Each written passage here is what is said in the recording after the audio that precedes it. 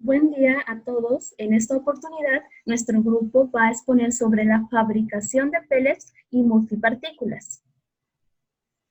Bueno, vamos a iniciar con una introducción del tema. ¿Listo? ¿Qué es la pelletización?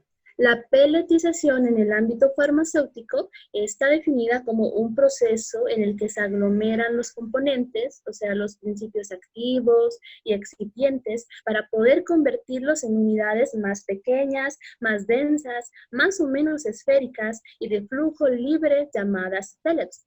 Estos pellets pueden administrarse ya sea en forma de suspensiones, también en sobres monodosis, cápsulas o tabletas. Bueno, hay algo que se debe resaltar aquí. Este concepto, el de pelletización, suele emplearse indistintamente con el de granulación.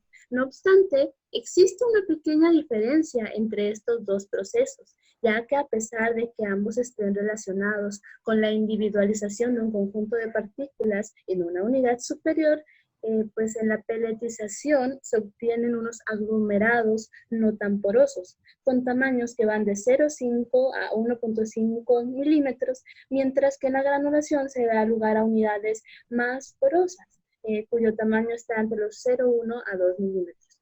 Bueno, seguimos con las ventajas y desventajas de la pelletización.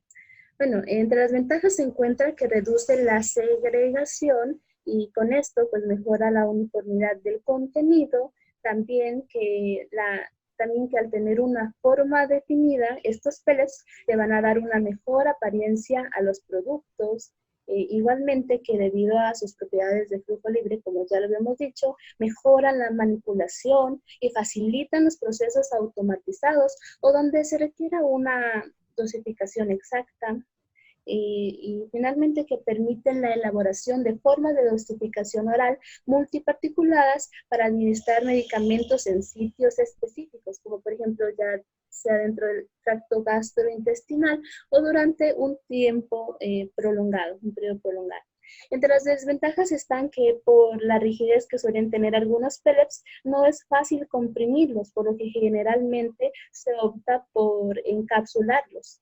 Y también que pues suele ser costoso todo el proceso, requiere equipos especializados y el proceso de producción es largo y siempre complicado. Bueno, ahora vamos a hablar sobre los pellets como sistemas de liberación. Estos sistemas de liberación con multipartículas son seguros y eficaces. Una vez llegan, por ejemplo, al tracto gastrointestinal, las partículas van a poder dispersarse libremente para cubrir una buena área y pues esto también hace que se minimice la irritación de la mucosa y lo más importante es que maximiza la absorción. También es importante resaltar que con estos pellets puede controlarse la liberación de fármacos y por tanto la concentración plasmática del fármaco, siendo esto lo que conduce a una reducción de efectos secundarios. Bueno, el principio o mecanismo fundamental de la formación y crecimiento de los pellets es esencial para seleccionar el procedimiento de pelletización. Entonces, el proceso de pelletización lo tenemos comprendido en los siguientes pasos.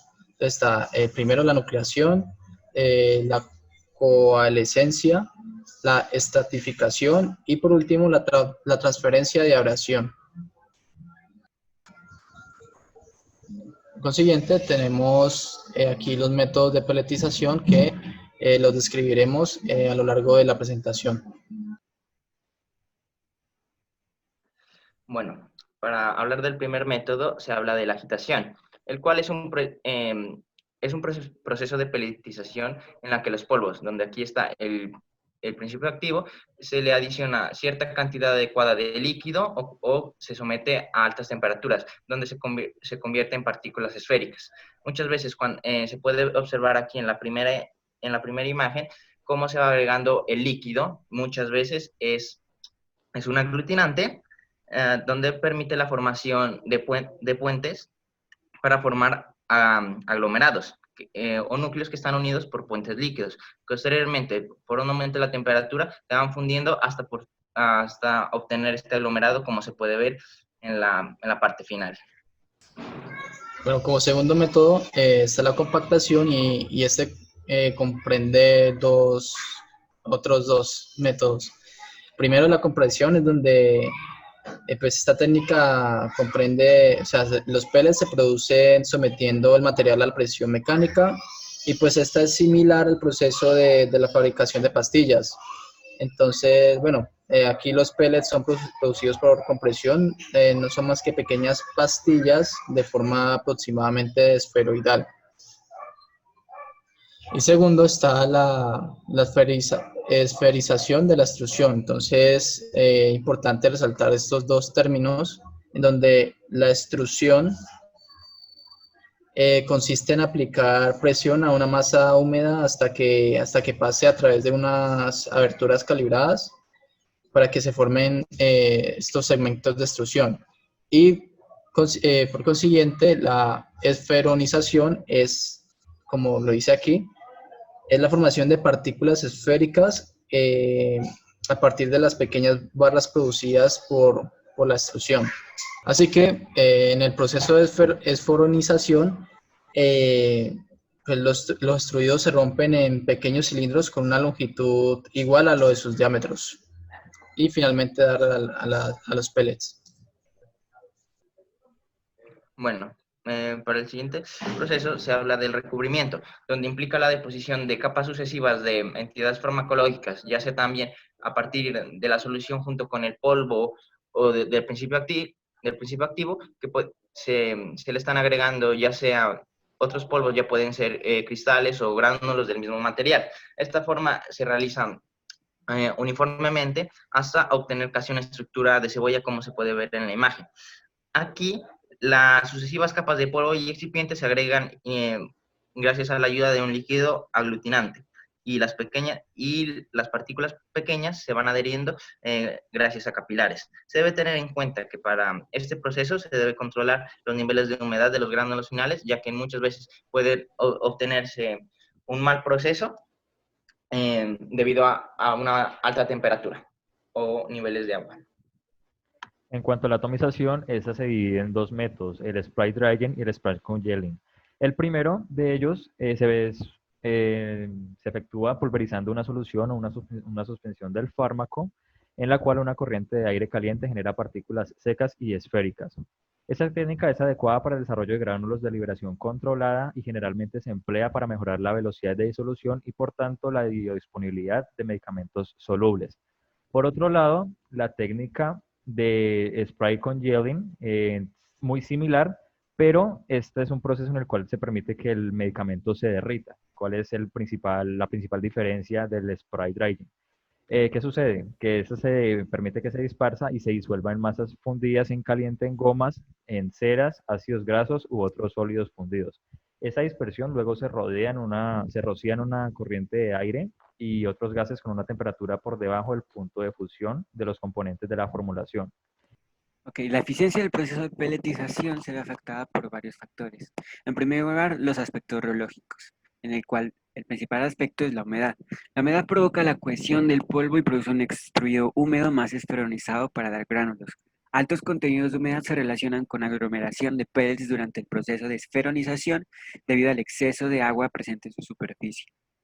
Y dicha condición reológica de masa húmeda determina la capacidad del flujo en el equipo extrusor y la operación de esferonización posterior. Respecto a la granulación, un fármaco soluble se disuelve en un líquido de degranulación, así que al aumentar el volumen de la fase líquida se conduce a ese sobrehumedecimiento del sistema.